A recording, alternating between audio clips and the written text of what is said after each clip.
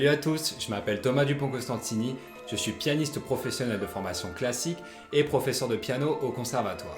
Je vais vous donner rendez-vous régulièrement sur ma chaîne YouTube afin de parler des compositeurs de la musique dite classique. La chaîne pourrait évoluer au fil du temps vers d'autres sujets qui concernent la musique, mais pour l'instant on va se concentrer sur eux parce que croyez-moi, il y a beaucoup de travail. Les vidéos sont en deux parties. La première partie est une biographie très condensée du compositeur.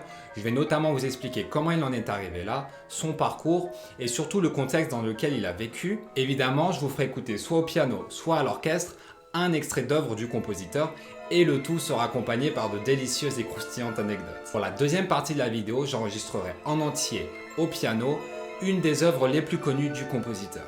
Ces vidéos s'adressent à tout le monde, enfants comme adultes, novices ou confirmés en la matière, et elles ont pour but de vous faire découvrir un tout petit peu plus cet univers, d'en savoir davantage sur ces compositeurs des génies et surtout de vous faire partager un maximum de musique possible. Évidemment, je ne pourrais pas tout vous dire sur les compositeurs, sinon je fais des vidéos de 3 heures.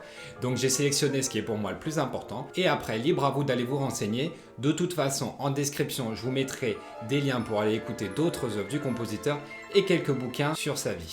Et sans plus tarder, commençons tout de suite par le premier compositeur de notre aventure musicale et pas des moindres puisque c'est sans doute le compositeur le plus connu à l'heure actuelle, pianiste virtuose, improvisateur hors pair, compositeur de génie, véritable novateur dans l'histoire de la musique. Vous avez déjà tous entendu ceci.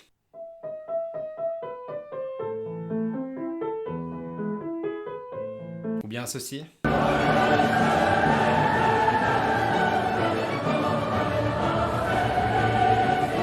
Vous avez deviné, je suppose. Bon, c'est pas dur, c'était dans le titre. Let's go.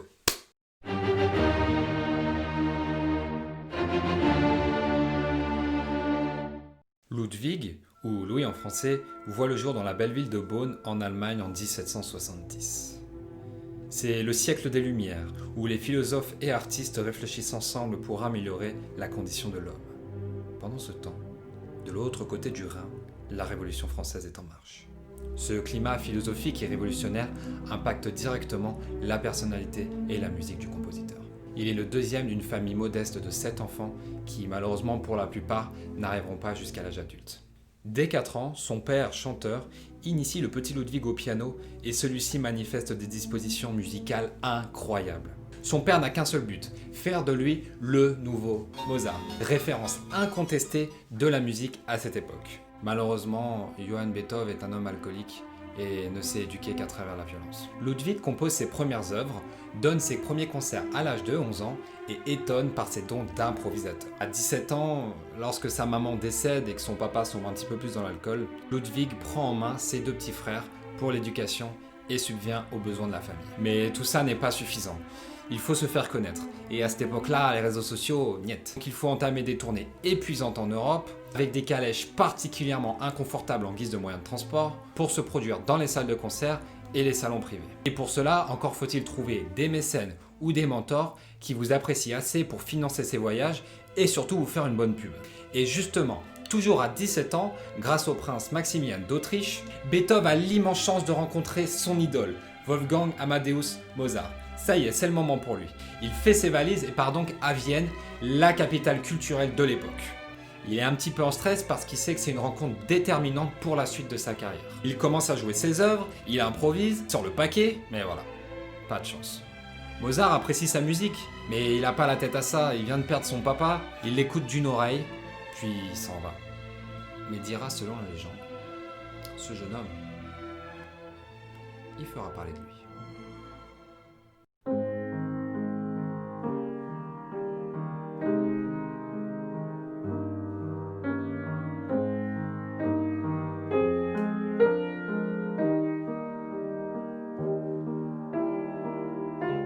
Il s'installe à Vienne, prend des cours avec un autre compositeur, Joseph Haydn, et sa musique commence à être connue et son talent reconnu. Mais voilà, à 30 ans, il se rend compte qu'il n'entend pratiquement plus. Dès lors, il recherche la solitude et se retranche à Ligenstadt pour écrire son fameux testament où il livre son état d'esprit teinté de mélancolie. Dès l'enfance, mon cœur et mes sens étaient faits pour les tendres sentiments de bienveillance. J'étais même toujours prêt à faire de grandes actions. Considérez donc que depuis 6 ans, je suis dans un état désastreux. Je dus très vite m'isoler, passer ma vie dans la solitude. Je voulais échapper à tout cela. comme j'étais durement repoussé par mon ouïe si mauvaise. Il ne m'était cependant pas possible de dire aux gens « Parlez plus haut, criez !» car je suis sourd. Son désespoir est tel qu'il veut se suicider pour se libérer de cette malédiction. Mais heureusement, sa détermination à vouloir vivre et à créer de grandes choses l'en empêche. Pour exorciser ce mal, il composa, entre autres, La Tempête.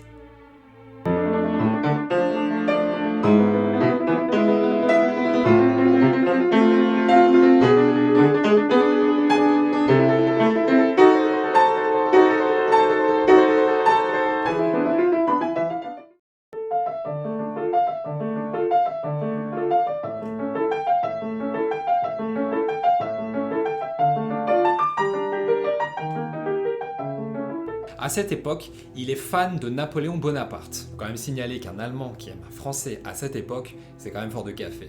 Car pour lui, Napoléon incarne les idéaux de la Révolution, à savoir la lutte des classes et l'égalité des droits. Il lui adresse donc en toute simplicité sa troisième symphonie, œuvre pour orchestre, qui a pour titre Grande Symphonie Bonaparte. La classe quand même. Mais à partir du jour où Napoléon est proclamé empereur, Ludwig, très déçu, ne comprend plus cet homme qu'il avait admiré. Il s'empresse de changer le nom de la symphonie pour la renommer Eroica, à la mémoire d'un grand homme.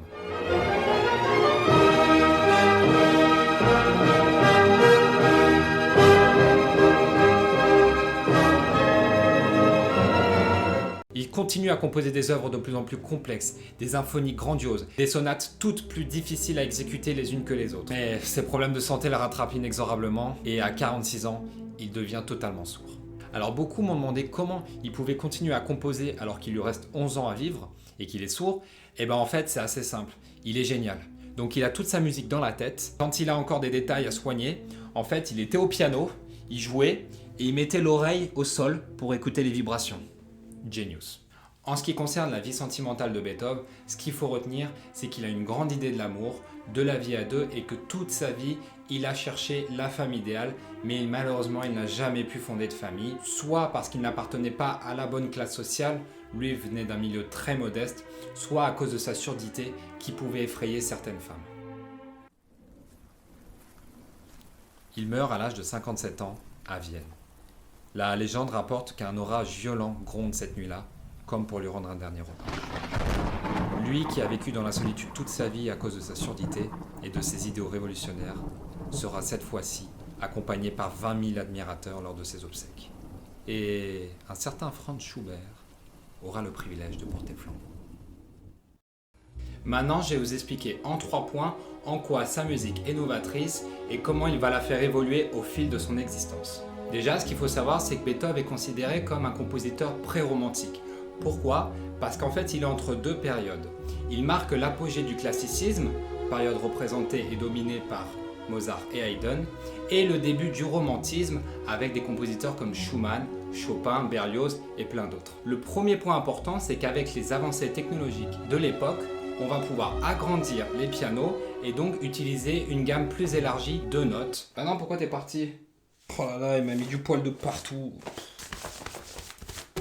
Beethoven ne va pas se priver de cet avantage et va l'utiliser pour composer des œuvres beaucoup plus riches, mettant technique et virtuosité à rude épreuve. Voyez plutôt l'écart de style et la différence entre la première sonate qu'il a composée à 24 ans, donc très classique, et sa 23e sonate dite Appassionata qu'il a composée à 35 ans.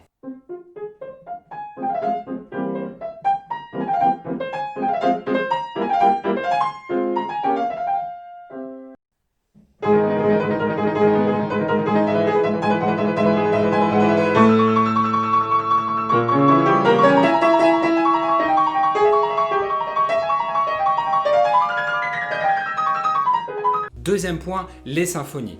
Alors que Mozart va écrire des symphonies pour 40 musiciens, Beethoven, lui, va doubler la mise, pouvant même aller jusqu'à 100 musiciens et être le premier à inclure des chœurs dans une symphonie, comme par exemple dans son Ode à la joie, sa 9e symphonie. De plus, il va augmenter également la durée des œuvres.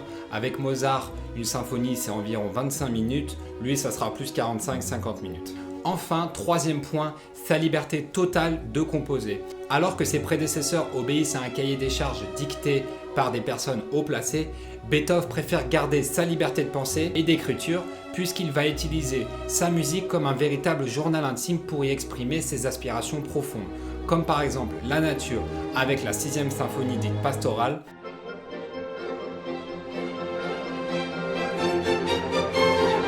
sa colère qui éclate avec la 5e symphonie que vous connaissez tous,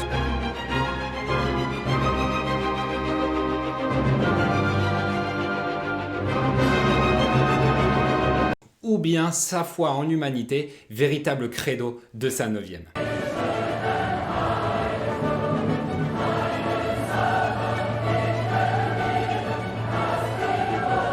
Bien évidemment, Beethoven, ce n'est pas que des symphonies et des sonates pour piano, mais c'est aussi des concertos pour piano, un opéra qui s'appelle Fidelio, énormément de musique de chambre avec des quatuors, des sonates pour violon, des sonates pour violoncelle et plein d'autres œuvres magnifiques à écouter. En définitive, Ludwig van Beethoven ne pouvait pas laisser indifférent. Alors qu'il était adulé par certains qui voyaient en lui un génie novateur, il était décrié par les autres qui considéraient que sa musique s'éloignait un petit peu trop des schémas classiques de composition. Pour l'anecdote, à un critique de l'époque qui lui manifestait son mécontentement après l'un de ses concerts, Beethoven lui rétorqua sans agressivité. Ça leur plaira bien un jour. Vous savez, ma musique sera comprise dans 200 ans. Peut-on lui donner tort ? Sûrement pas. Lorsqu'on voit que depuis sa disparition, sa musique est jouée dans le monde entier, qu'au beau jour, l'on se surprend à siffloter la lettre à Élise ou que sa 9e symphonie a été choisie comme hymne de l'Europe, je pense que cette fois-ci, il a définitivement mis tout le monde au diapason et que sa musique reste à tout jamais éternelle. Voilà, vous venez de faire connaissance avec l'ami Beethoven. Grâce à YouTube, je peux vous faire partager ma passion de manière accessible et sérieuse, mais sans se prendre au sérieux, avec le plus grand nombre d'entre vous. Alors n'hésitez pas à vous abonner, à cliquer sur la petite cloche ensuite et à laisser un pouce bleu pour soutenir la chaîne. Et si vous avez vraiment adoré, partagez-la autour de vous. Mais comme promis, passons sans plus de blabla à l'interprétation du premier mouvement de la sonate au clair de lune de Beethoven.